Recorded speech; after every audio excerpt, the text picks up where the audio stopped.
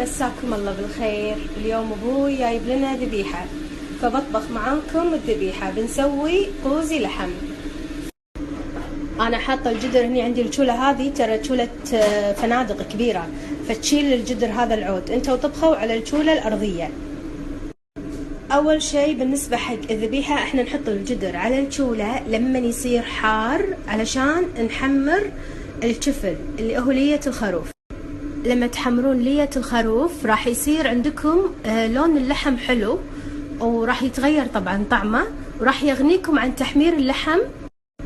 يعني بعد ما يستوي اللحم ما يحتاج تحمرونه او تدخلونه الفرن او تقلونه. هذه طريقتنا. يلا بسم الله نبلش. الجدر صار عندي وايد حار. انزل لية الخروف. خليت اللحم لما يتحمر سووها بهالطريقة، وراح تعتمدونها على طول. واضيف لها الحين اللوم الاسود. احنا عشق عندنا اللوم الاسود، نتهاوش عليه، فعشان كذي نحط كمية كبيرة.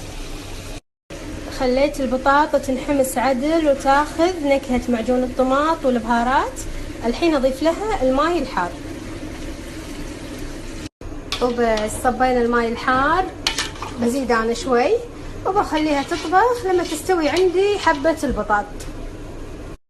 اللحم عندي هني يطبخ والمرقة بعد.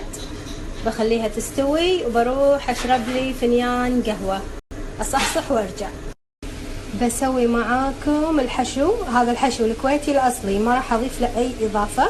حطيت بصل بالمقلة، بصل بمقلة ما في لا دهن ولا ماي ولا اي شيء، ونقلبه لغاية ما يمسك لغاية ما يمسك بقاع المقلة.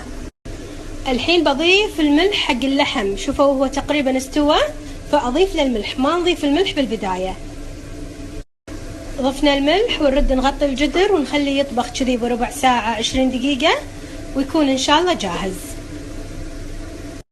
نرجع الحين حق البصل، اقلبه لغاية ما يمسك عندي بقاع الماعون.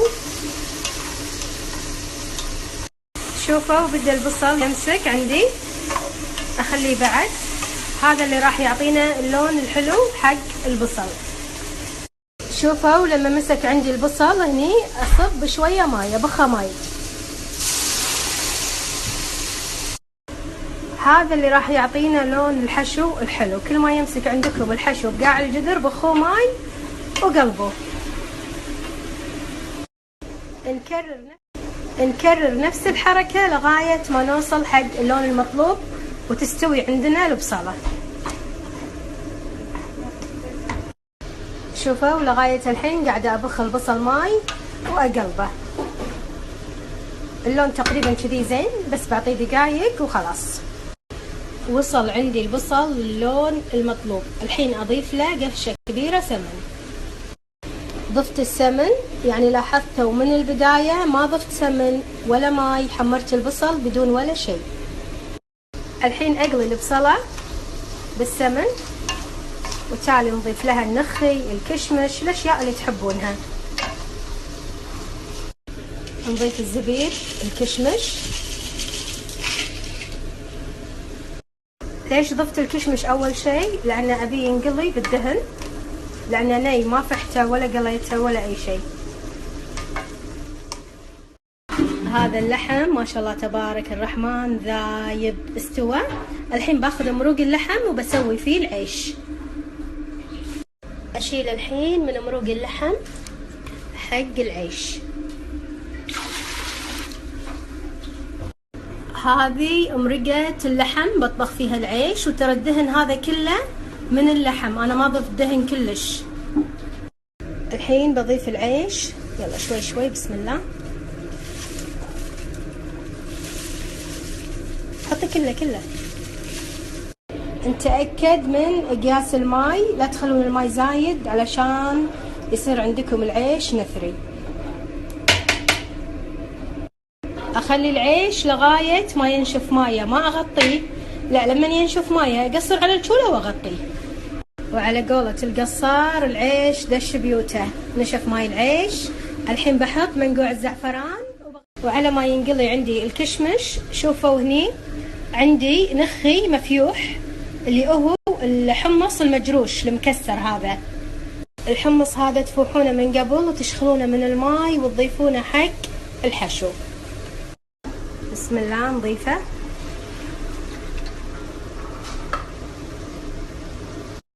الحين نضيف البهارات. اذا عندكم بهار حشو تمام، اذا ما عندكم تضيفون هيل، صبغة زعفران.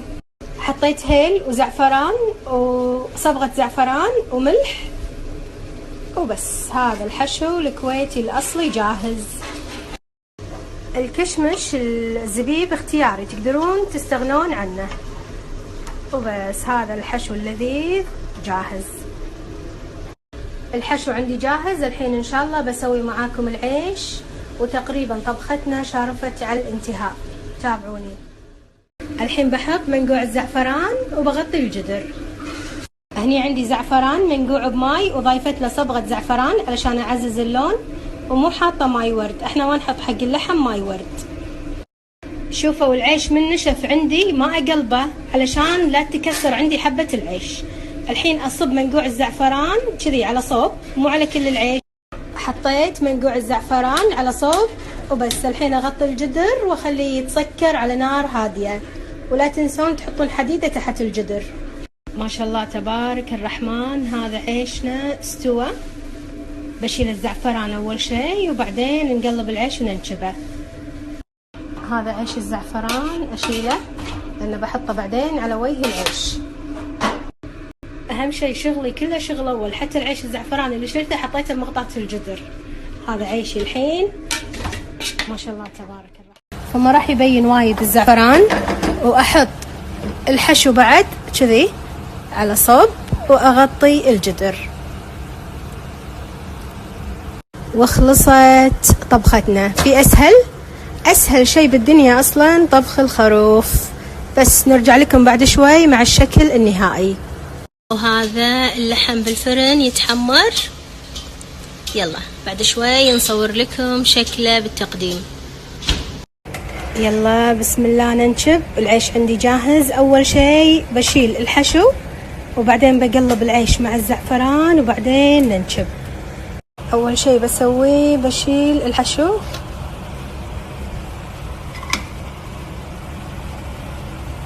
وأقلب العيش. بسم الله الرحمن الرحيم. الريحة تينن، ريحة ذبايح أول. تينن الريحة. العيش المستخدم عيش التموين الكويتي، والله يعز الكويت. وهذا العيش نشبناه ما شاء الله تبارك الرحمن. الحين أحط عيش الزعفران فوقه. وزعت فوقه عيش الزعفران، والحين بوزع الحشو. وهذا الحشو اللي سويناه بنوزعه على العيش. وزعنا الحشو على العيش. الحين بنحط اللحم، بس ما راح أصور، ما أقدر أحط اللحم وأصور.